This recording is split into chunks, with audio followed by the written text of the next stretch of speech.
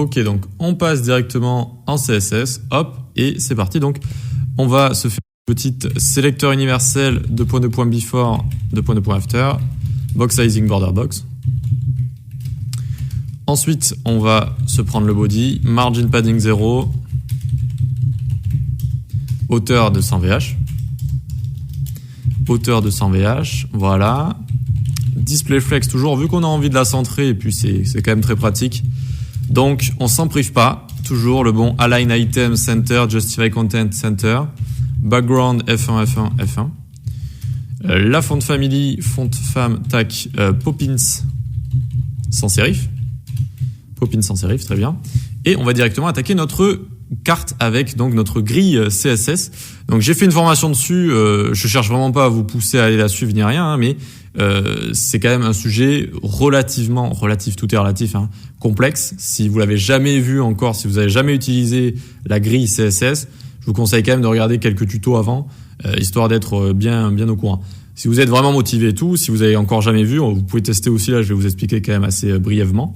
Mais sinon, il faut quand même avoir vu un petit tutoriel au moins auparavant. Donc là, on va attaquer sur notre carte grille qui est le conteneur principal. Et pour utiliser CSS Grid, donc utiliser une grille, eh bien, on doit d'abord display grid sur l'élément sur lequel on a envie de créer une grille. Voilà. Ensuite, on va utiliser la propriété grid template pour se créer des rangées et des colonnes. On commence par les rangées. On va utiliser repeat ici qui nous permet d'écrire 3 rangée du coup de 200 pixels. Et ensuite, repeat pour les colonnes de 5 colonnes de 200 pixels. 5 colonnes de 200 pixels. Ici, on aurait pu écrire tout simplement 200 pixels, 200 pixels, 200 pixels. C'est exactement la même chose. Mais le repeat est quand même plus sympa, notamment quand on a beaucoup de colonnes, etc. On va maintenant visualiser notre grille, mais avec notre live server de base, il nous le montre sur Google. Et sur Google, je vais vous montrer d'ailleurs, la grille, ils n'ont pas fait un taf exceptionnel, on va dire. Alors là, j'ai ouvert la console, elle est à côté. Elle est détachée, ma console. Vous voyez que je vais passer sur la grille. Regardez, on la voit. On voit les différentes parties de notre grille qui ont été créées. Donc ici, là, alors je vais repasser dessus. Vous voyez les 3 rangées ici et les 5 colonnes, si je dis pas de bêtises, on a mis 5. Et donc on les voit bien ici. On voit les 3 rangées de haut en bas et les 5 colonnes de gauche à droite. Malheureusement, ce qu'on ne voit pas, c'est les lignes de rangées et de colonnes. Et ça, c'est très pratique quand on code avec CSS Grid, hein, de voir vraiment où on a envie de mettre les éléments. Là, on est obligé de le faire de tête. Et alors bon, là ça va, on a une petite grille, mais quand elle est plus grande, c'est l'enfer. Donc, pour ouvrir ça avec Firefox, car Firefox a fait un meilleur travail. Alors déjà, il faut Firefox, hein, évidemment. Donc téléchargez-le si vous l'avez pas. Ensuite, tac. On va aller, dans préférences ici, settings, j'étais un peu perdu. Oui, je voulais vous dire pour Firefox, si vous l'avez pas, vraiment téléchargez-le aussi parce qu'en tant que développeur web, vous devez tester vos sites et vos applications et tout ce que vous allez créer sur plusieurs navigateurs et au moins sur Firefox. C'est la base.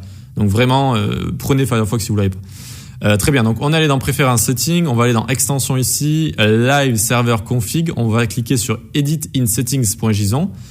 Très bien, et ici, alors là j'avais des commentaires, ça venait d'une formation sur Emmet, si vous vous souvenez, enfin si vous l'avez suivi. Et donc ici vous avez live server settings.custom browser. Donc si c'est pas déjà écrit dans votre objet JSON, rajoutez cette ligne en fait. N'oubliez pas une petite virgule, rajoutez cette ligne si c'est pas écrit. Et ici donc on va écrire Firefox, ok. Tout simplement, on CTRL S et on quitte ça, c'est bon. Et maintenant on fait un clic droit sur notre index HTML. Open with Live Server et ça va nous l'ouvrir sur Firefox. Tadam, ça s'est ouvert sur Firefox. Maintenant, on ouvre la console de Firefox, F12. Hein. Ici, il nous le propose déjà. Alors, je vais vous montrer comme ça. Je vais vous montrer comme ça parce que, à mon avis, vous n'avez pas tous 2 écrans, donc je ne vais pas la sortir. Ici, donc, vous avez tout votre DOM. On clique sur notre div avec la classe carte grille. Et là, regardez ce qu'il nous propose ici. On a Display Grid et il y a une sorte de petite grille ici. On va cliquer dessus. Clac, hop, on clique dessus. Et alors, attendez, parce qu'il y a pas mal de choses ici. Normalement, ça devrait déjà fonctionner. Oui, ça fonctionne déjà. Regardez. Maintenant, on a les numéros de rangées et de colonnes. Parce qu'en fait, ce que le débutant ne comprend pas du tout, et moi aussi quand j'ai appris ça, c'est que ça commence, en fait, vous voyez qu'on a 3 rangées ici. On a créé 3 rangées, c'est normal, et on a 5 colonnes. Ok ? Mais une rangée ici, ça va de la ligne de rangée 1 à la ligne de rangée 2. Parce que finalement, il y a 2 lignes pour faire une rangée. Et c'est ça qui est dur à comprendre au début, quand on va placer les éléments. C'est que chaque rangée, du coup, la seconde rangée ici, elle va de la ligne de rangée 2 à la ligne de rangée 3. Voilà.